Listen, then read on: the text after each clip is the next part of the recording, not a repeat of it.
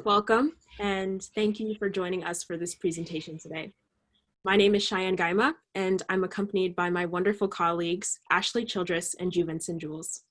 Today, we will pitch our strategy for how Netflix can stay dominant and competitive in a demanding market.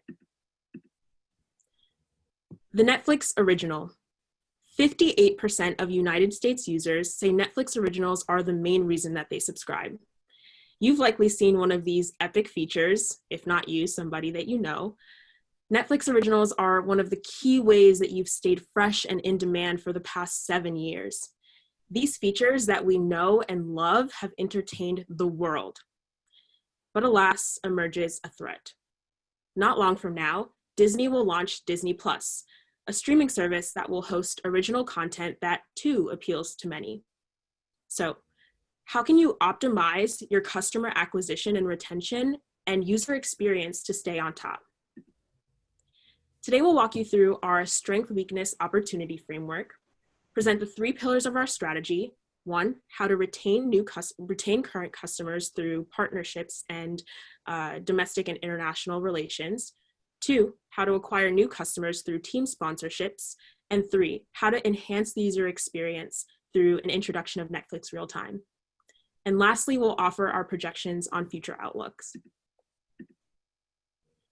Netflix has established their brand and distinguished itself to be the best streaming service out there. Your original content and adaptability to the wants of your global users have yielded one of the most successful subscription models in our lifetime. You are known and loved by a dominating share of online content streamers, landing you the highly coveted first mover advantage. You have the opportunity to invest in myriad content, knowing full well that it will touch a large population of the world. Now, this comes at the risk of losing a population when you must relinquish some content, like the Marvel collection, especially to one of your biggest competitors. Netflix also, like other streaming platforms, but much more to your detriment given scale, depend on limited copyright from other producers and things like a strong internet connection that, if lacking, could yield a poor experience for the user. Where there are strengths, there are opportunities to expand and reach more users in the world, penetrate into innovative markets like virtual reality. Of course, being wary of threats to your success like copycats or illegal downloading. So who are you up against? First and foremost is your most relevant competitor, Disney Plus. That will be a hub for the Marvel collection, Pixar, National Geographic, and of course, tons of original children's content. Other competitors include Amazon Video, that has enhanced appeal due to its Amazon Prime bundle, and Warner Media, that streams plenty of highly demanded, some relinquished content as well. Now, when we look at competition, we must also look at who you compete with for screen time from users, even though they're not in the streaming industry, like TikTok or YouTube TV. Now, I'll pass it on to my colleague, Jules, who will talk more about Netflix and where you stand today.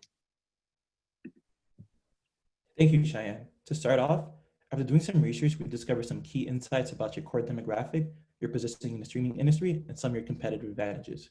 We discovered that your main consumers are people with families and the age ranges from 10 to 65. When it comes to your positioning in the streaming industry, Netflix ranks #1 in terms of global market share at around 60%. The next closest is Prime Video at 12%. As far as some of your competitive advantages, Netflix is an industry first mover. Netflix first started off as a DVD company, but pivoted into streaming, which a lot of people question, but it's ended up being an industry disrupting move. As far as brand recognition, consumers around the world are familiar with the big red N and even the phrase Netflix and chill. Another one of your key advantages is your exclusive content. Netflix has thousands of original TV shows and films, and because of this, Netflix has another pivotal advantage over its competitors. In 2018, the European Parliament instituted an international regulation that stated streaming companies must have at least 30% of original content in regions that they operate in. Netflix is one of the few companies in the world that can offer this, and most of your competitors will have to wait until 2021 or 2022 to be legally allowed to operate in these regions. Lastly, Netflix isn't producing content for the sake of producing. Netflix is creating quality shows and movies, and this is evident by the 18 awards that Netflix has won. Transitioning to our strategy, I will talk about how Netflix can use international and domestic partnerships to retain and acquire more subscribers. Ashley will talk about another creative way that Netflix can acquire more subscribers, and Cheyenne will discuss how Netflix can enhance user experience. So to retain more users, we recommend that Netflix increase their global and domestic licensing plays, and we recommend that Netflix start off with these two studios, Ghibli and Nickelodeon. We discovered that about 60% of your international audience engages with family-friendly content. So when people are logging into their Netflix account, they're most likely looking for something they can watch with the whole family. One of your up-and-coming competitors, Disney Plus, specializes in this type of content. So when formalizing this part of our strategy, we realized that Netflix is already investing billions of dollars into their own original content every single year, and we see these partnerships with these two studios as a way to hedge your risk. Nickelodeon is a studio that offers tons of family-friendly content like the classic SpongeBob, Drake and Josh, Sway 101, and we believe that will be a great asset to your company to have an exclusive partnership with Nickelodeon. We recommend Studio Ghibli for the same reasons. Ghibli excels at making child-friendly content like the award-winning film Spirited Away, and as previously stated, 60% of your international audience is looking for family-friendly content, and we are confident that Studio Ghibli would be another great addition. Moving into the acquisition side of our strategy, after doing some research, we discovered that Netflix divides itself into 4 regions: United States and Canada, Latin America, Africa and the Middle East, and the Asia Pacific. Now, after looking into the subscriber figures for each region from 2018 to Q3 of 2019, we noticed a couple things. The first being that the biggest region is the United States and Canada. We also looked into another region, the Asia Pacific, and even though it looks like there wasn't much growth in this region, there was still some growth, and we believe that there's potential here to gain more subscribers. Same thing in Latin America. There's some growth, but there's potential for Netflix to grow even bigger in this region. Our recommendation for these 2 regions, more specifically the countries Brazil, Japan, and Mexico, is that Netflix partner with 2 of the largest telecommunication companies in those regions, América Móvil in Latin America and NTT Domingo in Japan. So why should Netflix partner with these companies? We discovered that about 60% of Netflix users are mobile. And in these regions, more specifically Mexico, Brazil, and Japan, there are hundreds of millions of smartphone users. Netflix had a similar partnership with T-Mobile in North America that was successful, so recommending that you echo the same partnership with these 2 companies. We project that with this strategy, Netflix will see a potential revenue growth of about $5.9 billion, and later on we will illustrate how we computed this projection. Now I will be passing off to Ashley, who will discuss another creative way that Netflix can acquire a massive amount of subscribers. Thank you, Jules. So in addition to our partnership with international studios and phone companies, we developed a global growth strategy to acquire new customers and expand the brand's recognition through sponsorships with soccer teams. So soccer is the most viewed sport worldwide and has about 3.5 billion fans. To put this in perspective, the second most viewed sport is cricket with only 2.5 billion fans. So we recommend taking advantage of the opportunity to gain viewership by promoting the Netflix logo on a soccer team jersey. We took inspiration from the partnership Chevy currently has with Manchester United, and they pay $80 million per year. Although this may seem like a lot for a simple logo, they sold nearly 3 million jerseys in 2016. Their stadium fits 75,000 people. And then once you account for their at-home following of 659 million fans, these numbers can lead to a major increase in potential viewership and exposure. So we know that Brazil, France, and Spain are known for having the top soccer teams, which is why we recommend a partnership with FC Barcelona. FC Barcelona has approximately 450 million fans worldwide. They have nearly 2 million shirt sales and over 200 million fans on social media. This would be a great investment because currently Spain only has 3 million subscribers and is ranked only 10th highest country, excuse me, for Netflix subscribers. While we realize the population of Spain is not as large as other markets, we believe that Leonardo Messi will be key to helping increase our exposure in every country because he is one of the top soccer players and his reach expands worldwide. So Rakuten currently pays 55 million euros for their logo on the front of the Barcelona jersey. For this small fee, not only will we be able to expand our customer base in Spain, but soccer is televised internationally, so we can gain customers from different parts of the world as well. With this partnership, we would have to ensure to continue to focus on developing Netflix original content for Spain so that when these new customers subscribe, there is content catered specifically to them. So now I will pass it on to Cheyenne, who will talk about our user experience strategy. Thank you, Ashley. The Netflix site app, famous for its dim-lit backfill that evokes nostalgic reminiscence of big screens and buttered popcorn, the platform has been a home away from home for many. However, feedback from dedicated users and newcomers alike indicate that there's much room for improvement. So what can you do to enhance the user experience and retain loyal customers? First, presentation. Step into the scenario with me. On landing, I'm presented with a lot of options. American psychologist Barry Schwartz tells us that excessive choice, though a blessing in its own right, can curse users with choice paralysis. Okay, let me search for the one actress that's in that San Jupiter episode of Black Mirror my friend keeps telling me to watch. Oh, I can't seem to find it. Okay, that's okay. Let's see, top 10 in the US. I'll definitely get a hit there. Okay, maybe not there. I can't seem to clearly locate it either. Inconvenient layout results in users having to put in additional effort, and this is greatly informed by user data. Too many choices are overwhelming and can lead to stress and discontent for the user. To remedy this, we recommend increasing padding in between content objects so that organizationally, fewer options are presented to the user at one time. Now, this lessens the anxiety of choice paralysis and gives users the chance to truly reflect on their potential choices rather than endlessly scrolling in frustration. Now, the average Netflix user spends up to 18 minutes a day choosing what they'll watch on Netflix.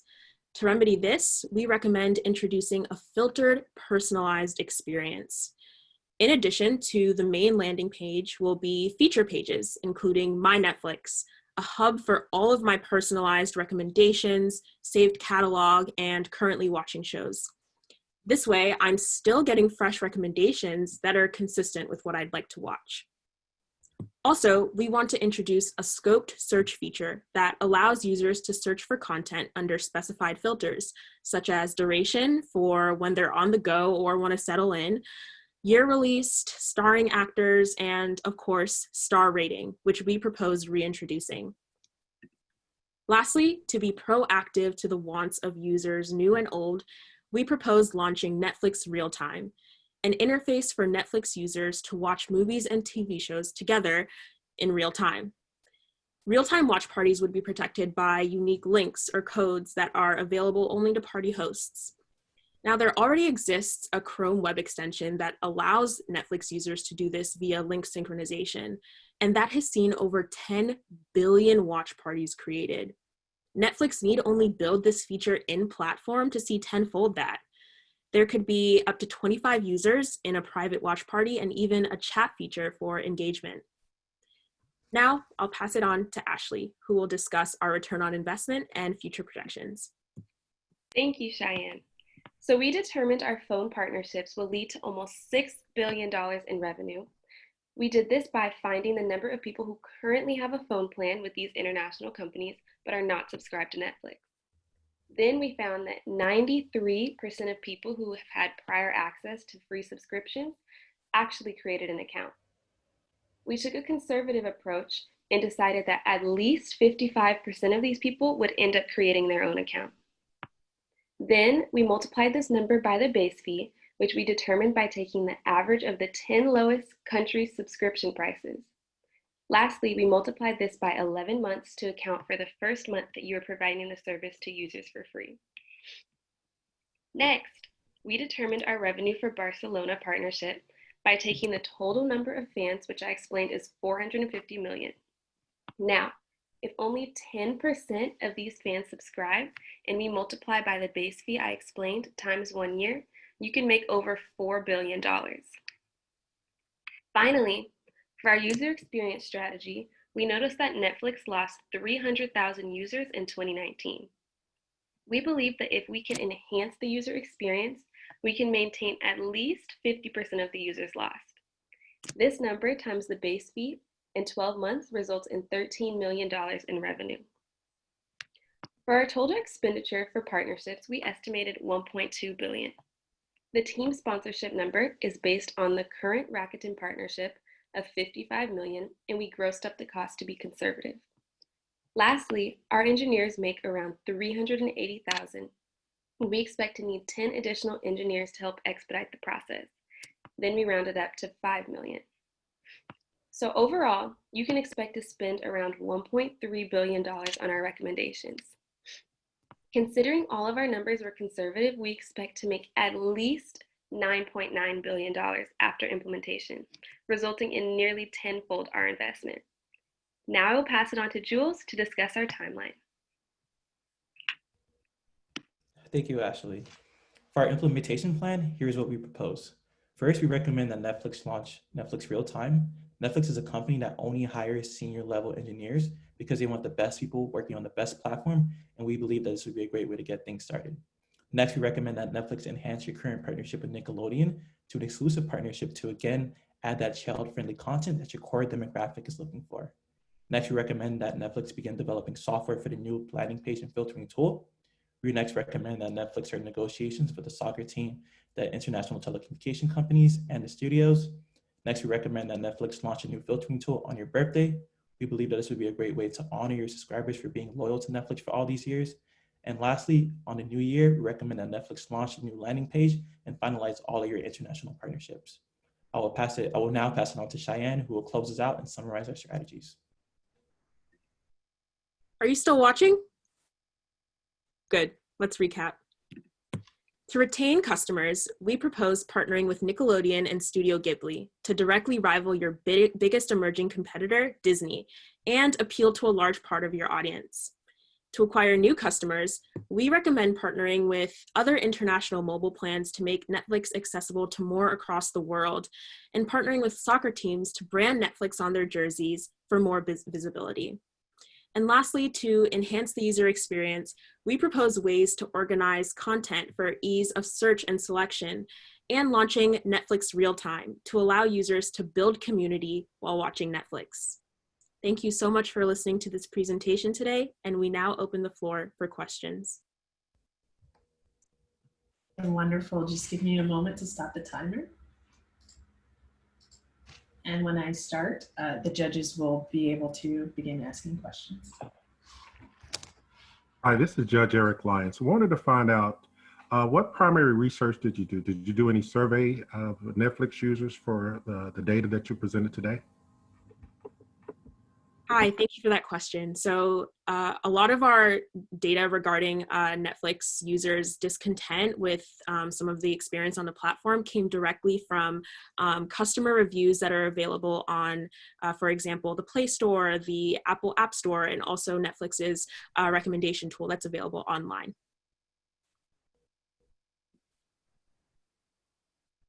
Good morning, this is Craig Ely. Very well done, and appreciate you guys taking the time and the very thoughtfulness that went into this. My question is a little bit of an add-on to that, but it relates to the piece around the retention. And specifically, you guys, in terms of determining the ROI, looked at and said we were going to hopefully retain 50% of the people that we're currently losing. Just would like to better understand if we have an appreciation as to why people are leaving, or the main reasons why people are leaving Netflix, and how this addresses that. Absolutely. So I can talk a little bit more about that question. So what we found was that Netflix has a fairly hard time losing subscribers. And we figure if they are losing subscribers, 300,000, which they lost in 2019, it's probably due to something like no longer being able to financially commit to Netflix, or just no longer having the time commitment to actually watch Netflix shows. So why pay for it anyway? So if it's not for these financial or time limited reasons, we figure Netflix users must be having a poor experience on the platform. So we figure if we can enhance the user experience, we can retain up to half of these subscribers that are leaving if they aren't leaving for financial reasons. Okay, thank you, appreciate it. Thank you. Well done, team. This is Udian here. I had a question for you. looking at your recommendation, which has variety of strategies, what in your mind is the biggest hurdle for Netflix when you think in context of Disney Plus? And if you had only $100 to invest and you had only one idea to invest in, which one of your ideas would you invest in? I can take that one. I would say partnering with the studios. One of the main draw with Disney Plus is their nostalgia, family-friendly content that we're all familiar with. Disney's been around for hundreds of years, and they have shows that we're all very well familiar with. So one of the things that we noticed when doing research is that people wanted to leave Netflix for Disney because of the original content that they're used to seeing. So that's why we believe that we should partner with Nickelodeon, because Nickelodeon, like Disney, has a lot of content that a lot of people enjoy and that a lot of people are familiar with. So that's what I believe that we should take that $100 and invest in.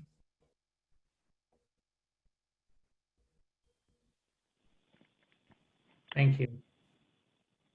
Hey team, this is Jason Evans. First, good job. Appreciate the time and effort you all put in for your presentation. Question I had was regarding the acquisition of new customers with the sponsorship with the soccer team. Obviously, acquiring new customers is always hard. Just wanted to understand a little bit more of what was your sort of foundation of why you felt like you were going to be able to acquire the amount that you were going to acquire from that marketing plan. Yes, great question. Thank you. So as I had mentioned, soccer obviously is very popular worldwide. So FC Barcelona is the top 3 soccer team in the world. So with this, obviously there's a lot of viewership, and I think that just getting Netflix out there, getting our brand out there can obviously help us gain this recognition. And then we decided to try to stay conservative by using only 10% of the viewers would actually convert and get this Netflix subscription. So then going back, I had done a lot of research about other companies that actually had partnerships with soccer teams, specifically Chevy that I had also mentioned. And although they did not release any numbers about actual profit that they made from the sponsorship, because obviously it's hard to tell, they did say that it was a great investment. And you can also see it with like NBA teams are starting to do the same thing. So it's definitely become a trend with marketing. So yes. Got it. Thank you. Thank you. Hey, good afternoon, everybody. My question really is kind of twofold. Is when I think about Disney, one of the first things I think about is original content. And as you guys attempted to address, there's a lot of nostalgic original content that has been going on for decades. Have you made the strategic decision that we as Netflix, because we do have original content, okay, is your presumption is that we do not have the ability, or it's not strategically wise to compete with Disney in terms of trying to have original content for what we would consider as the big screen and movie theaters?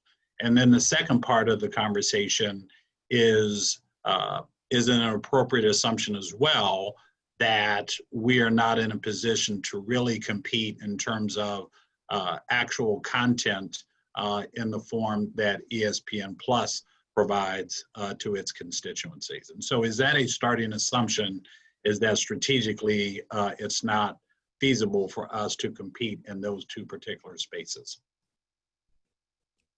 I think I can take this. So after doing some research, we discovered that in 2018, Netflix invested around $14 billion into original content, up from $7.6 billion in 2017. And again, I mentioned previously before that Netflix has over 18 Emmy Awards. You guys have shows that a lot of people like watching, like Orange is the New Black, Stranger Things. So we do believe that you guys can compete with Disney as far as original content. We made the recommendation for Nickelodeon and Studio Ghibli to sort of hedge your risk. So we're not seeing it, so we're not, I guess, saying that you need this to compete with Disney. We believe that you guys are already providing amazing content. We again just see that as a way to hedge your risk. As far as the second part of your question, Can you say it again? What we were asking is a lot of the focus that we've had, as you just said, is in original content. And as it relates to sports, it seems like a lot of your focus here is really about creating sponsorships and getting our logo on sports paraphernalia, but not really creating sports content. And so ESPN provides sports content. And so I just wanted to get clarity as to, is your view that we shouldn't engage in sports content, but just limit our involvement from a pure marketing with our logo perspective? I can take this second part of the question if that's okay, Jules. So we actually did consider when we wanted to partner with different studios, what would be the best kind of content, and sports was definitely there. Unfortunately, Disney Plus has kind of acquired the bundle with ESPN Plus, so that unfortunately would not have been an option. However, we believe that choosing these sports teams that we're choosing to partner with, even though they won't be able to per se watch FC Barcelona play on Netflix, at least not immediately, they still have that connection between FC Barcelona and Netflix, or Messi and Netflix. So while there is lacking that sports content specifically from ESPN on Netflix because of their partnership already with Disney, we believe that even the association will get us far. Thank you. No further question from me.